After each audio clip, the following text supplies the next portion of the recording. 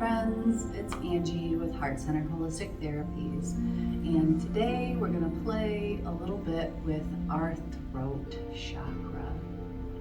This is the space from which our ability to communicate with others resides, as well as our ability to speak the truth or to honor our own truths. So this is a great way to work on bringing your voice to the table and allowing space for that to be in your life. Today we're going to practice a few different things. I'll show you some that my body loves doing and some that are actually a little challenging. I want to remind you that it's okay to be shit at stuff when you start out. While I practice, I'm still in a practice. I'm still working on finding new and different ways to do it better for my own body. So I'm gonna implore you to explore that on your own as well. Today we're gonna start out just by waking up and warming up the area of the neck, the shoulders, and the throat. So I'm going to start by drawing some small circles with my nose, gently warming things up and growing a little bit larger as I grow around. Maybe imagining up to the size of a dinner plate. And when I've gotten several passes in one direction, I'm going to pause. I'm going to come back to the middle. I'm going to start my small circles again with my nose, growing ever larger in the opposite direction.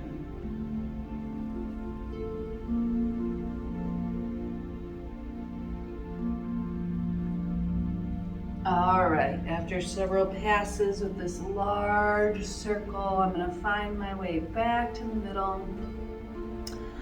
I'm going to start today finding a lion's pose. So some of you might be familiar with this, some of you might not. I'm going to come onto my knees. I'm going to open them wider and bring my big toes to touch.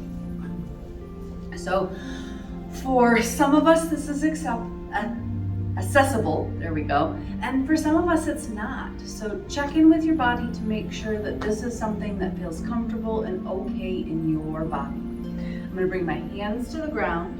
And then I'm going to begin to turn them backwards. Sing a little hello to my inner arm, my wrist.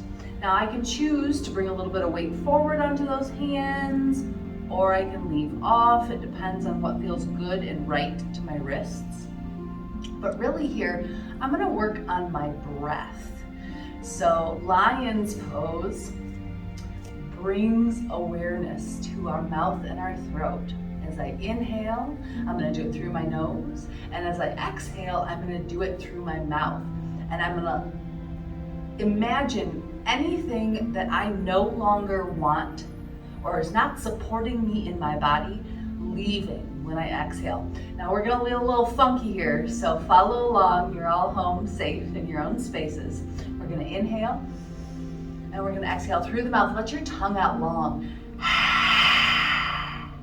Anything you don't want, anything that's not helping you in your life right now, let it go.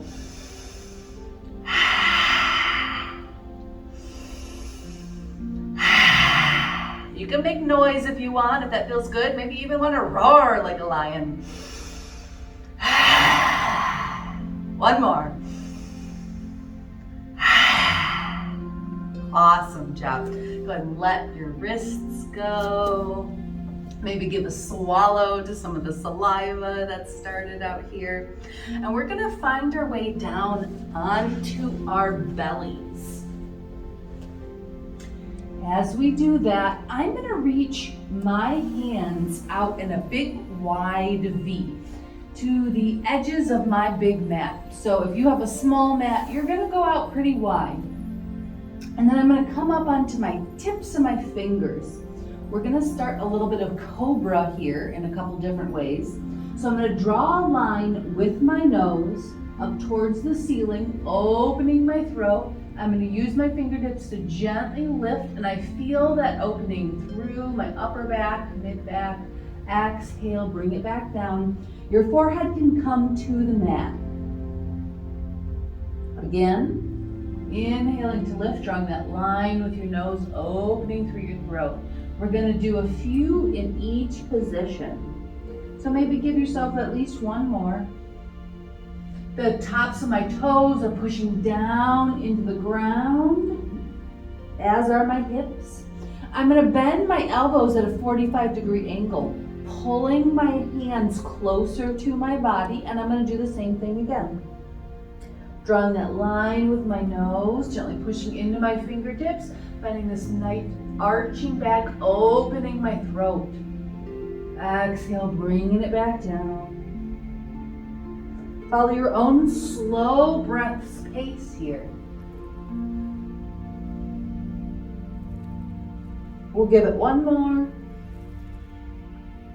And then we'll find our final space, bringing the hands underneath the shoulders, right up next to the rib cage. Now you can choose to push into your hands if you like, or you can see what your body is capable of today. I'm gonna do the latter. I'm drawing that line with my nose. I'm lifting with my back, my buttocks, my belly, exhaling it back down.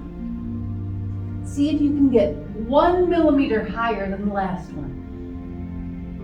And bringing it back down. Great job, you guys. All right, we've explored a lion.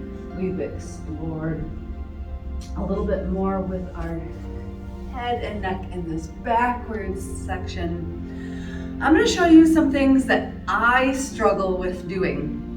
So it's not gonna be the most perfect pose, but I want you to see it so that you can know it's all right to do things as best as we can in this moment, even if it's not exactly right.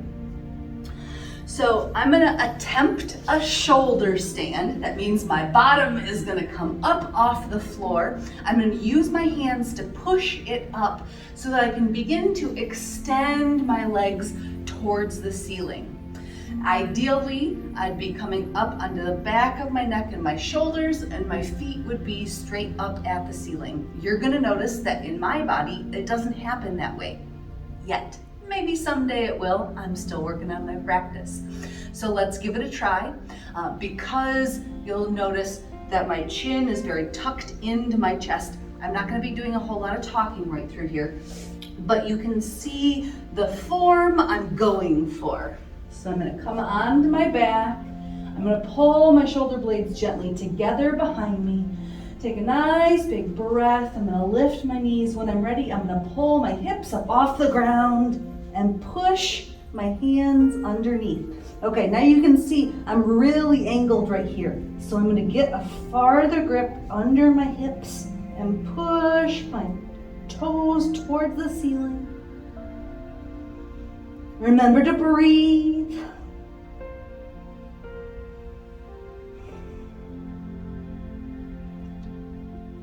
If we wanted to try another position from here, we might go into a plow. Nice and slow, with control, beginning to lower your feet down to the ground. And my feet won't reach, but that's okay, I can still practice. In a plow, I would be trying to bring my toes to the ground behind me. All right, my body says that's enough for today. I'm gonna bend my knees, slowly lower my bottom back down as slow as I can, and then come on back. So that's one of the practices I work on to continue to allow my body to do new and different things. I'm not quite there yet, but it's a practice. The last thing I'm gonna show you for the throat specifically in yoga today is going to be a fish pose. And this is gonna open us back up wide, especially after we did a lot of that tucking for the upper back and the neck right there. I'm gonna let my legs stay out long, and I'm gonna bring my hands, fingers pointed towards my toes, underneath the edges of my bottom. Now I'm not putting my sit bone on it. I'm not going quite that far, just under the edges of my bottom. So that as I slowly extend myself down, I can bring myself onto my elbows. And then I'm gonna tip my head back. It might reach the ground, it might not. And then I'm gonna find the breath. I'm gonna bring my mouth shut so I can feel that gentle tug from my chin through my throat. And just breathe.